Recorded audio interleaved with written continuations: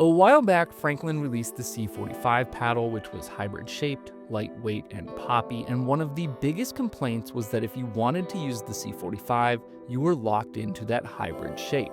But Franklin heard you and are now releasing the elongated and standard shape counterparts, the Franklin C45 Dynasty and Tempo. But are they just as good?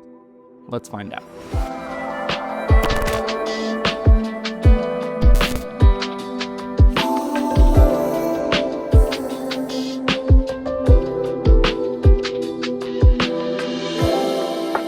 So with this new release, let's first cover the basics. The C45 will now be available in the elongated shape, which is the Dynasty, as well as their standard shape, which is the Tempo.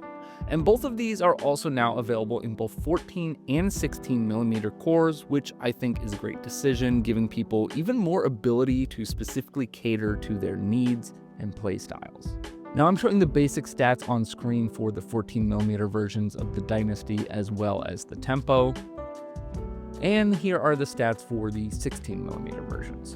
And if you're after more of a high-level overview of these paddles, I would say that Franklin has accomplished their goal of providing players the big three shapes to an extent, as well as different core sizes to better suit each player's preferences. They have made paddles that keep in line with the original hybrid C45 shape, and overall feel similar in that they are quick and poppy with good power.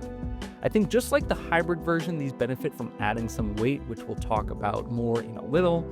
But overall, especially if you're willing to tinker with weight, I think these add to the C45 Hybrid in being solid paddles that are really fun to play with.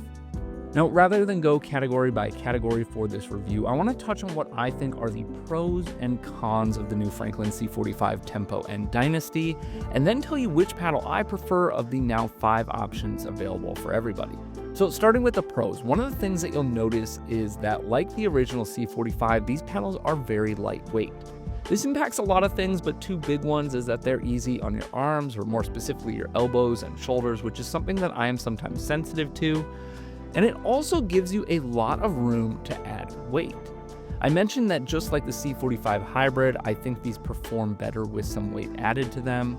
I said that the Hybrid could play without weight, but that I would definitely prefer it with weight, and I hold the same opinion on these, but I would say that I actually felt like these new shapes were even a little more playable without weight, kind of straight out of the box, than the Hybrid was.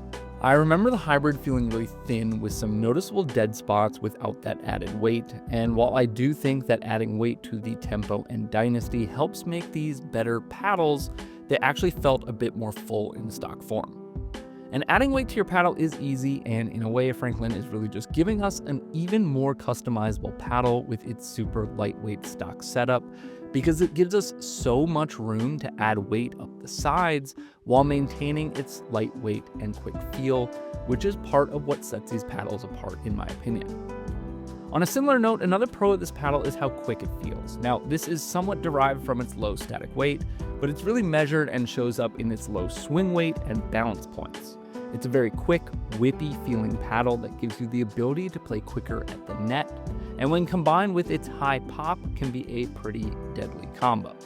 And you'll notice that the Hybrid and Tempo have noticeably lower swing weights, but when you take these shapes into consideration, that is to be expected. And even further, the Dynasty, while not lower than the other shapes in swing weight, is still a pretty low swing weight for an elongated shape paddle. And when combined with the low balance point, it keeps it in line with that quick, whippy feel.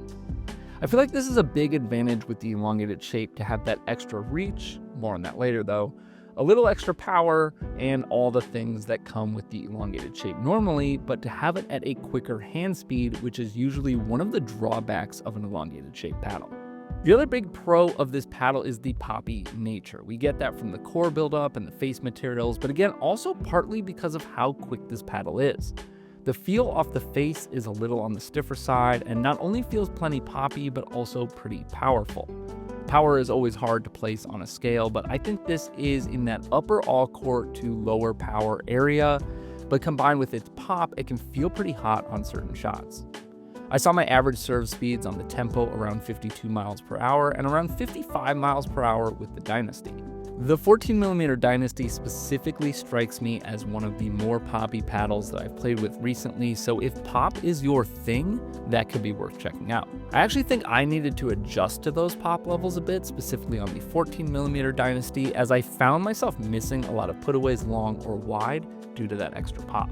On the con side, let's start with the weight issue again. Franklin has given us the room to weight up the paddles and still keep it very lightweight and maneuverable, but while adding weight is cheap and easy, it is asking an extra step from your consumer base. Now, I don't mind it, I actually love it, nor do other reviewers or high-level players, but there is probably a segment of pickleball players that just doesn't want to bother with or may feel intimidated by added weight.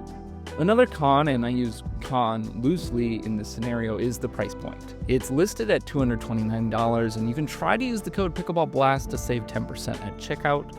I'm hoping it'll be set up by the time this video goes live, but I'm not positive on that. And that code would bring the price down to $207, which is a bit of a gray area price-wise. It's definitely cheaper than some other paddles on the market, but there are also a lot of great paddle options that are cheaper than the Franklin price point. So I think for the right player, the Franklin is a unique enough paddle that offers some specific features to make this price worth it. But it's right at that price point where, as a pickleball player and not a reviewer, I would probably start to hesitate a bit as I near that $200 price point and beyond, unless we were talking about a truly game-changing paddle with some sort of technology that we hadn't seen before. And lastly, what I'll throw on the con side, but is really more just a confusing thing than anything, is the dimensions of the paddles. So first and foremost, the Tempo does not use the whole allowable dimensions, which is a con in my opinion. I don't love that. But across the board, they all seem slightly off of the normal measurements that you'd see for a standard, elongated, or hybrid shaped paddle, which is not inherently a bad thing, but more just something that makes you pause. As I mentioned, I quite like the elongated shapes and also like the hybrid when that came out, but they are all actually quite close in their measurements. The Dynasty measured a width of about 7.6, while the hybrid was about 7.5, and the lengths were 16.4 for the Dynasty and 16.35 for the hybrid. Now, the top is a little bit different, so you'll notice you have a little more room on the corners in the Dynasty elongated shape, but otherwise you're talking about a very, very small difference here. Usually, an elongated shape is 16.5 by 7.5, and a hybrid is maybe something like 16.25 by 7.5 or a little more. But what we see here is the elongated shape is a little bit shorter than usual, while the hybrid is a little bit longer than usual, while remaining on the lower end of width for a hybrid. So what does any of this mean? Well, it really doesn't inherently mean anything. It's just worth noting because on one hand, you could get the elongated Dynasty shape, which does have slightly longer reach, a little more power, and a bit more stability out of the box, which is interesting to me. However, the swing weight doesn't give you as much room to work with in adding weight. On the other hand, you could get the hybrid, which is a much lower swing weight stock, allowing you to really dial in the setup that you want, and probably still stay at a lower swing weight. And for that, you're giving up less extra reach than you normally would. So which paddle is right for you will of course depend on your game, but for me, I found myself drawn to the 16mm Dynasty of these four new paddles. I enjoyed that it still felt pretty quick while giving me slightly better reach and a bit more power, and I found the pop on the 16mm to be dialed back just a little when compared to the 14mm, which was just a bit more predictable for me and led to more consistent gameplay on my part. I actually quite liked the 14mm Dynasty as well and could definitely see myself transitioning over to that with time as it lends itself to an even more aggressive play style. But the pop on the 14 was getting me in too much trouble at the time, which is why I liked the 16mm.